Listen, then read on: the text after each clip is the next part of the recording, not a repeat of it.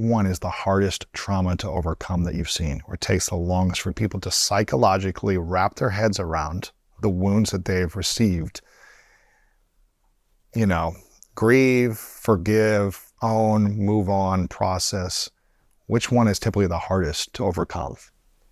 What I have seen has been the hardest, and what I have seen like people struggle with the most and has taken the most time has been abuse, childhood abuse specifically. Them experiencing childhood abuse. Them experiencing it, yeah, from a trusted adult, someone who either cared for them or someone who was proximal to them. And the experience of feeling almost kind of like their entire life formation was around that experience also being a part of it. Right. And then having to extract that from all the layers of how it became a part of them is something that can be really, really hard. But also there's people that can live really abundant lives once they start doing the work in that direction. Yes. Usually wherever we feel the biggest triggers, that's where the work is. And so when we can centralize the work there in that triggered space, right, it makes it so that we can experience probably the better part of our healing. I guess in storytelling mythology, there's heroes and there's villains. And they have a similar backstory. They've both been abused or abandoned or something happened to them, right? And the villain uses that pain to hurt others. And the hero, works with that pain, transforms it into making sure that others don't have that pain ever again, right?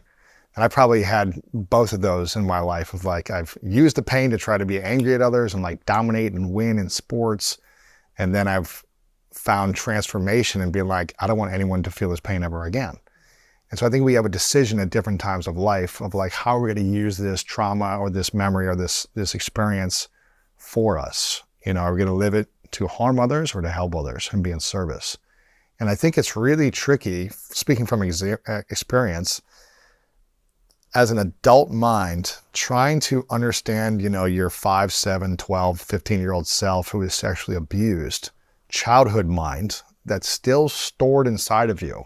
It's hard to reflect back and recall all those moments and then think about how you carried that trauma until the adult mind is reflecting on it, process however many years that is, and all the decisions you've made your entire life, why you've been reactive, relationships you've gotten in, challenges you might have, good that might come from it too, and then learn how to heal that time.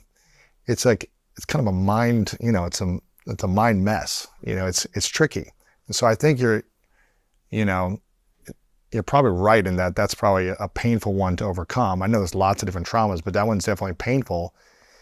But I know from experience that there is incredible peace and love on the other side if you're willing to do the work. It took me a couple of years to really kind of feel like I could speak about it without having a nervous system response anymore. Yeah. But I think also when you realize you can overcome something like that, it gives you a lot of confidence, a lot of poise, a lot of power, a lot of peace, and knowing, okay, if I can take on this as a 5, 7, 10-year-old, what can I take on as an adult with these tools that you're providing? So I think it's a great thing that you're sharing these tools, because a lot of adults don't have them still. And I'm still learning as many tools as possible. But why is that so challenging for adult minds to understand sexual abuse or some type of abuse as a child? Why is it hard for adult minds to understand that and overcome it? Well, because there's been a really pervasive intrusion, like a person feels like they are accessible to people, like people can hurt them, right? They're vulnerable and they remain stuck in that vulnerability. Yes. And so the challenge in our adult lives is in the fact that that vulnerability just got carried on. And we still feel raw and open and vulnerable and like tender to the touch, and people can actually hurt us easily. And so that's why very often like people also develop the coping mechanisms to try and protect themselves, because they don't want to land in a similar situation where they're, then there's yet another intrusion, and how will they then survive that, right?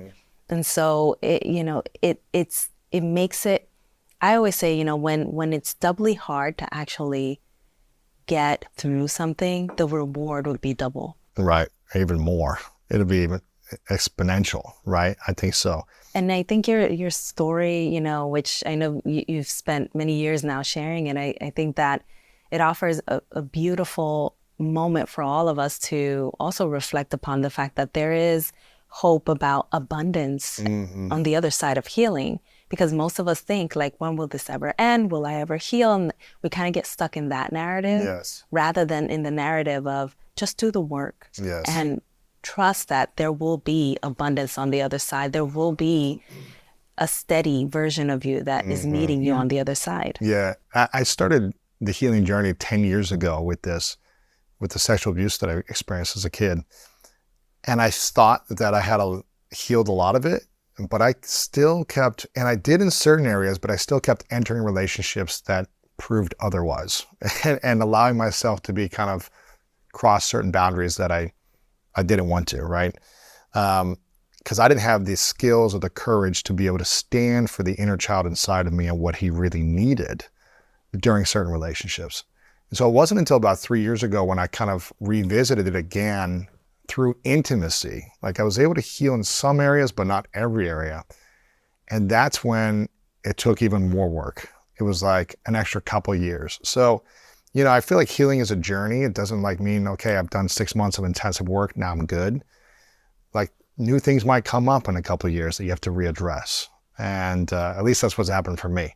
But not thinking you've got it all figured out, I think, is something we need to have in mind. Be like, okay, I don't know all the answers. Even if I feel better, I'm going to keep working and processing. If we don't learn to heal our inner child as adults, what will happen to us? Well, we can actually develop the same type of inner child wound in our children. Ooh. Yeah. So they don't have to experience the wound. We're just passing it on, right? Mm-hmm. Yeah. And that comes up.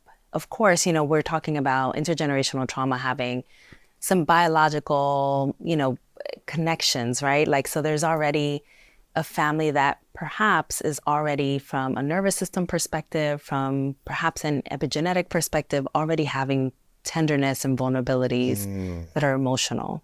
And then you have, the possibility of there being like misattunement between a caregiver and their child.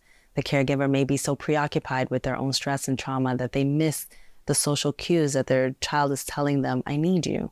And that sense of emotional abandonment, can surface, or an inability to really relate to and connect with others, which is kind of like the general foundation of like attachment and attachment styles, right? A lot of those things can start to surface as a result of those initial imprints of the relationships that are primary to us, which are with our caregivers or individuals that are in essence taking care of us in the school system, any of the individuals that have proximity. Thank you for watching this video. If you want more inspiring clips like this, make sure to click right here to subscribe and click right here to watch that next video that is specific to support you in your life.